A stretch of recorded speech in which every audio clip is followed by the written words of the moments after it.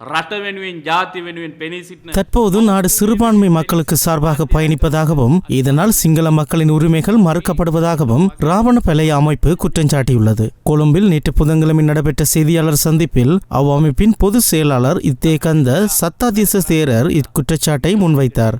இதன் போது தேரர் மேலும் குறிப்பிடுகையில் මේ හැමටම වගේම අපිටත් තර්ජනයක් තියෙනවා. ඒක නිසා තමයි අපි හාමුදුරුවරු හැටියට අපි සංවිධාන හැටියට අපි එකතු වෙලා වැඩ කරන්න ඕන කියලා නිගමනයකට එන්න. இன்று காவி உடைக்கு அச்சுறுத்தல் ஏற்பட்டுள்ளது. இதனால் ஓடி ஒளிந்து வாழக்கூடிய அவசியம் எமக்கில்லை. அதனை எதிர்த்து தைரியமாகவே போராட பௌத்த அமைப்புகள் கூட்டணி சேர்ந்துள்ளோம்.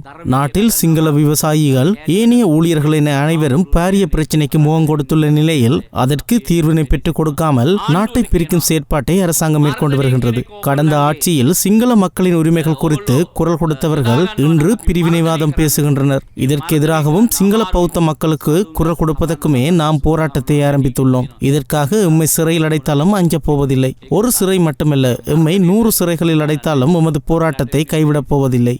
ආණ්ඩුවට කියනවා මර්ධනය කියන එක ඕගොල්ලන්ගේ ඕගොල්ලෝ යොදා ගන්නවා නම් අපි මර්ධනය කරන්න. ඒ මර්ධනය කරන්න අමාරුයි.